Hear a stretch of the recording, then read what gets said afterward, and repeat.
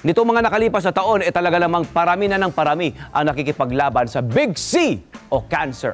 Kagaya ng bisita natin ngayon na nakipaglaban noon sa cervical cancer. Ang magandang balita, isa na siyang cancer survivor ngayon. I-welcome po natin sa Love, Tony, Pet and Everything at sa Net25 Studios si Miss Belay Fernando, isang cancer survivor at siya po ang head ng women's football team ng Philippine Football Federation. Belay, welcome and congratulations! Maraming salamat and magandang umaga. Ayan. Bati ka naman sa iyong mga kaibigan, sa iyong mga fans, sa followers mo. Hello po, magandang umaga sa inyong lahat. Salamat sa pagpapanood ng programa na to ngayong umaga. Uy, salamat, my friend. Salamat, Isabella. Of course, we all know her as Belay.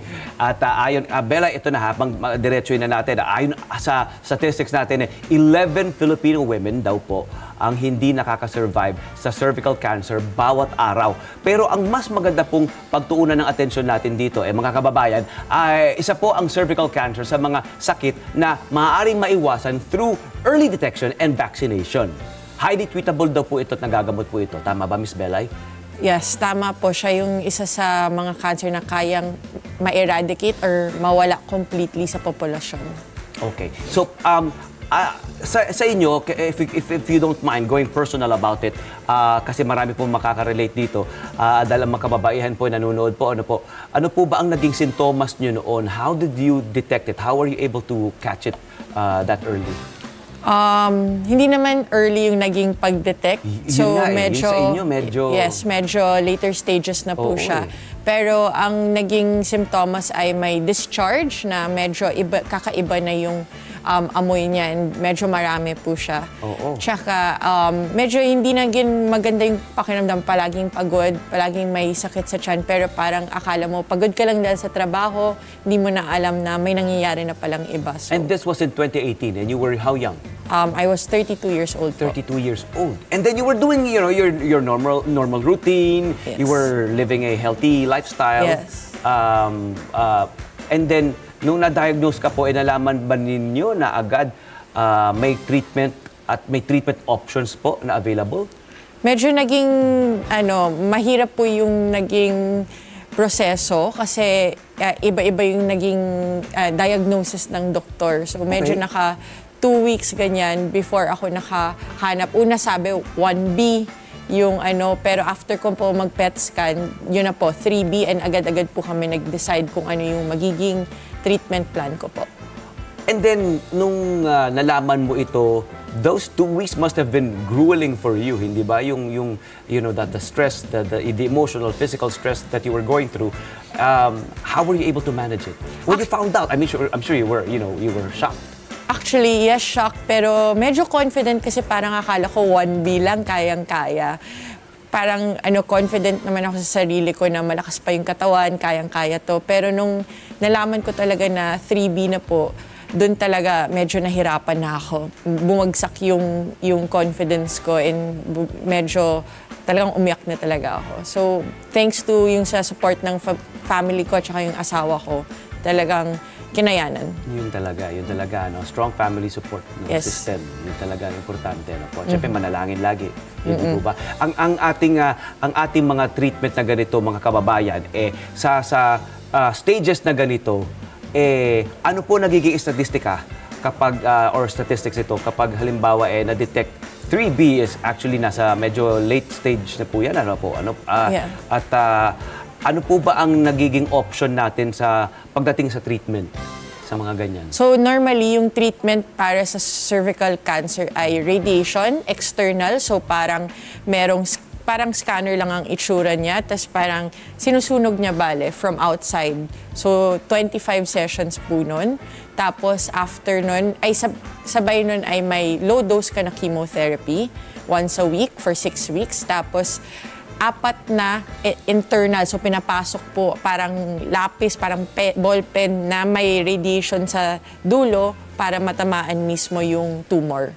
Oh, wow, the cancer cells. Opo. And then ang ganitong klaseng treatment, kailangan physically prepared din kayo, hindi po ba?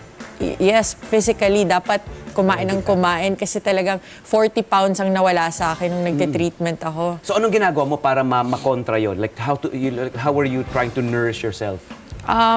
Una dapat parang iniisip mo dapat biglang healthy, walang meat, ganyan.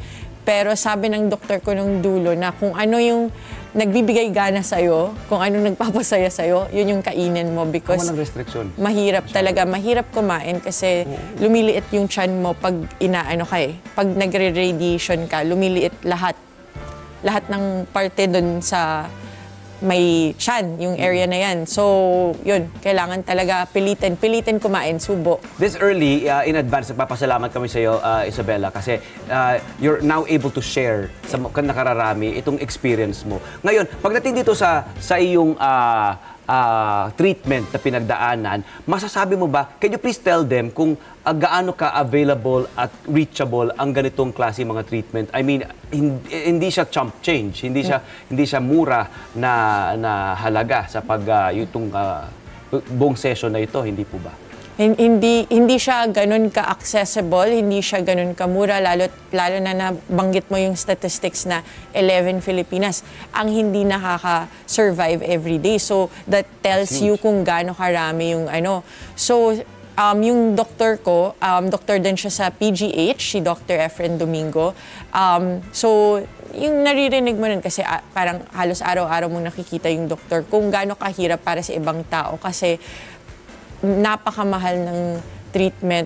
Alam kong sobrang hirap na maano siya kasi at saka masakit. Even yung mga gamot na tutulong, parang pag nasusunog ka, tinatanong ko kasi parang ano siya, steroids. Sabi ng radiologist ko na pag sa PGH siya, dahon lang ng bayabas yung ginagamit. Ako ginagamit ko yung dahon ng bayabas din para matakpan yung mga sugat ko. Hindi siya umuubra. Ang apakamahal ng maliit na tube ng steroid. So, hindi talaga siya accessible sa karaniwang mamamayan. So, doon ako napaisip na kailangan talaga natin gawin to na maintindihan ng mga tao na mahirap to at tumulong tayo kung sa paanong paraan ang kaya natin. And this has become your advocacy na. Yes. Diba? How has this whole journey, this whole experience changed your outlook sa buhay? And now you have your advocacy. Would you mind telling us about it? So, in outlook on life, parang naiintindihan ko na kailangan ng katawan ko ng pahinga. Kailangan niya matulog. Dati nung bata tayo, akala natin hindi kailangan matulog masyado. Tama, exactly. Lalo na't atleta ako dati. So, nagbago siya, nag-adjust ako na hindi na ako atleta. Kailangan ko magpursige para maging healthy pa rin yung katawan ko. At saka yung oras mo, dahil natutulog ka na kumpleto, yung oras mo limitado na sa isang araw. So pinipili mo yung after mo magtrabaho, kung saan mo nilalaan yung oras mo para sa pamilya, para sa kaibigan, parang pinipili mo na lang kung ano yung nilalaanan mo ng energy, di ba? Para sa iyo. Para sa akin, para sa mga minamahal ko, or para sa mga bagay na gusto kong gawin. Yung advocacy po ay awareness, more of awareness, empowerment, and advocating for patients, advocating and empowering yung mga sumusuporta sa mga pasyente. At ini-encourage po namin yung mga tao na pumirma ng petition na 11K Voices. 11K Voices that will remind and push lahat ng nasa posisyon, lahat ng mga organisasyon, mga paaralan na kayang mawala ang sakit na ito. Health organizations also, hindi ba? Correct. And then, what's the name of this advocacy and how can they subscribe to it? So, specifically, this is the Solidarity, specifically about cervical cancer. And para malaman nyo po or matutunan nyo, pwedeng pumunta sa Facebook page ng Hope From Within. Ayan, ito yung kanyang campaign, Hope From Within, sa Facebook page natin. Itong kanyang advocacy ay ang Solidarity campaign. Teal is actually the color of cervical cancer. The color of cervical cancer, kaya Solidarity. Ayan po. At itong ating campaign talagang madibdiban, talagang marubdob talaga iniikot mo ang country para rito, para makatulungan ang ating mga kababayan. Ang nagiging take away natin dito, mga kababayan, readily ay talagang kailangan alagaan ng katawan from dapat conscious na tayong alagaan ng katawan kasi doon natin maaring maapula or masakote or ma-catch. Diba? Yung early detection na sinasabi natin, maaari natin itong magawa kasi hindi ba at maiwasan, diba? At kailangan talaga physical na pag-alaga sa sarili, ano po. Ang alam ko itong campaign na ito ay suportado po ng World Health Organization at kasama na ito sa global strategy nila, and this is major. This is a very big deal po sa atin. I'm sure it's a proud moment. Yes, diba? for sure. Yeah. So is it okay? Yes. Explain ko po Yes, yung, please. Yes, please. yung campaign. Yes, please. So, in 2018, sinimulan ng World Health Organization ang campaign nito na mawala or ma-eradicate ang cervical cancer sa mundo. Yeah. Para marating itong goal nila, kailangan sundan natin ang 90-70-90. What's 90-70-90, Ms. Belay? So 90% of girls will be vaccinated in each country by the age of 15. 70% of women will be screened at the age of 35 and again at the age of 45. Okay. And 90% of pre-cancer will be treated and 90% of invasive cancer will be managed as well. So by 2030, ma-reach natin ang goal kung bawat bansa ay sumunod sa 90-70-90 na to. This is so good. This is so good. And how are we doing so far sa Pilipinas? I think we are slowly getting there, slowly starting, pero it needs to be a campaign talaga na everywhere. Natatandaan ko kasi nung bata ko may nakikita akong billboards by the health or DOH na get yung HPV vaccination. Tsaka nakakatulong din naman kahit paano yung PhilHealth. Pag may PhilHealth po kayo, malaking discount ang natutulong at saka meron pang mga treatments na libre sa PhilHealth. Later on, we will give you that chance na manawagan para kasi kailangan talaga manawagan tayo. Pero right now, ang katanungan ng mga kababaihan ngayon ay yung vaccination drive.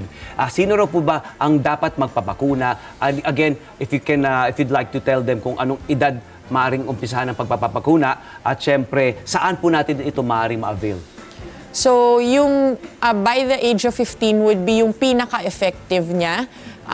Maaaring kunin to sa inyong doktor, yung regular niyo pong doktor, or maaaring libre rin siya kasi may programa ang DOH. So, ang suggestion ko ay tanungin niyo yung mga opisyal sa barangay, opisyal sa lungsod, na kung paano makukuha at kung tingin ko kung maraming magtatanong sa mga opisyal, mangyayari itong mga vaccine Power drive. in numbers. Correct. Power in numbers. Para marinig din ng mga opisyal natin na kailangan talaga ng mga anak natin ang both girls and boys. And then, parang dapat yan, huwag tayo magdalawang isip sa pagkokonsulta, hindi ba? Na magpakonsulta. Kasi malaking bagay ang tamang kaalaman at a very early age, hindi po ba? Ito po, last po ba? Kumusta naman po ang DOH? Kumusta naman ang kanilang cooperation sa inyo? Nagsisimula pa lang. So, I think maganda naman yung but I think slowly by region nila ginagawa pa lang ang vaccine drive pertaining to HPV vaccine. O yan ha.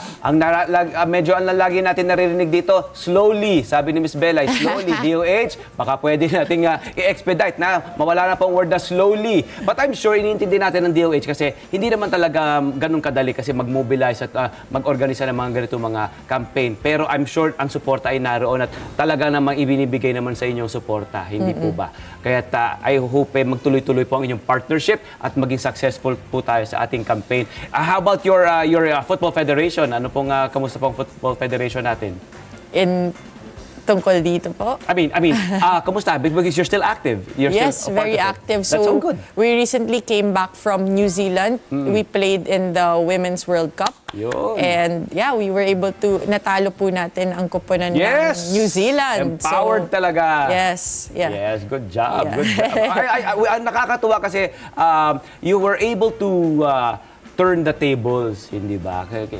Nagawa mo nga mas maging, mas maging empowered, mas maging powerful at ma-eradicate itong sakit na ito. At ikaw ngayon ang boses ng lahat, di ba? Isa sa mga boses ng mga ito. And please keep inspiring, Miss Belay. Maraming salamat. Yeah, maraming salamat. And congratulations. Thank you. Everyday congratulations. Maraming salamat ko, Miss Belay. Palapakan naman po natin sa studio. Pilipinas.